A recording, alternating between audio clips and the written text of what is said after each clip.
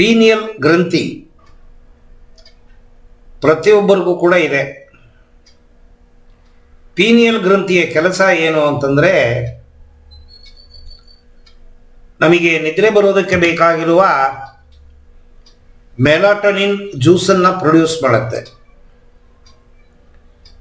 ಮನಸ್ಸನ್ನು ಸಮತೋಲನವಾಗಿ ಕೆಲಸ ಮಾಡೋದಕ್ಕೆ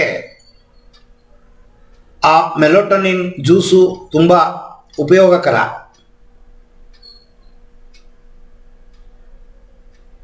ಮತ್ತೆ ಪೀನಿಯಲ್ ಗ್ರಂಥಿ ಸರಿಯಾಗಿ ಕೆಲಸ ಮಾಡಕ್ಕೆ ಶುರುವಾದಾಗ ಆಧ್ಯಾತ್ಮದ ಅನುಭವಗಳು ಹೆಚ್ಚುತ್ತೆ. ನಿಮ್ಮ ಮನಸ್ಸನ್ನು ಒಳಮುಖವಾಗಿ ತಗೊಂಡೋಗುತ್ತೆ. ಆದರೆ ಈ ಪೀನಿಯಲ್ ಗ್ರಂಥಿ ಎಲ್ರಿಗೂ ಇದ್ರೂ ಕೂಡ ಆಧ್ಯಾತ್ಮದ ಅನುಭವಗಳು ಯಾರಿಗೂ ಆಗೋದಿಲ್ಲ.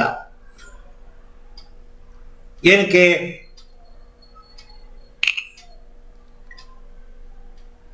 ನಮ್ಮ ದಿನನಿತ್ಯ ಚಟುವಟಿಕೆಗಳು, ನೀವು ತಿನ್ನುವ ಆಹಾರ ಪದಾರ್ಥಗಳು, ಅವುಗಳಲ್ಲಿ ಸೇಕರಣೆ ಆಗುವ ಕ್ಯಾಲ್ಸಿಯಂ ಈ ಪೀನಿಯಲ್ ಗ್ರಂಥಿ ಮೇಲೆ ಬಂದು ಕೂತ್ಕೊಳ್ಳುತ್ತೆ.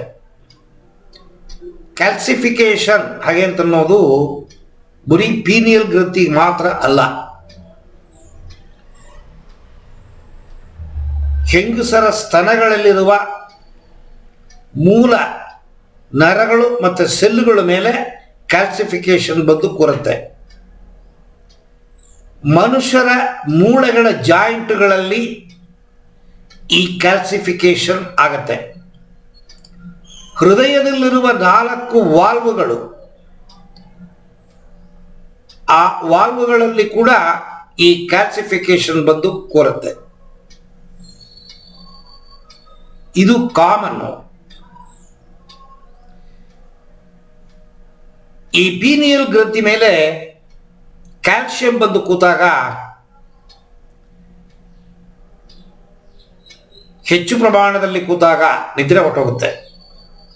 ಅಂದರೆ ಪೀನಿಯಲ್ ಗ್ರಂಥಿ ಸರಿಯಾಗಿ ಕೆಲಸ ಮಾಡೋದಿಲ್ಲ. ಅರ್ಧಂಬರ್ಧ ಕೆಲಸ ಮಾಡೋದಕ್ಕೆ ನಮಗೆ ನಿದ್ದೆ ಬರುತ್ತೆ, ನಮ್ಮ ಕೆಲಸಗಳನ್ನು ನಾವು ಮಾಡ್ತೀವಿ. ಒಳಮುಖವಾಗಿ ಆಧ್ಯಾತ್ಮದಲ್ಲಿ ನುಗ್ಗಕ್ಕಾಗಲ್ಲ. ನೀವು ಏನೇ ಪ್ರಯತ್ನ,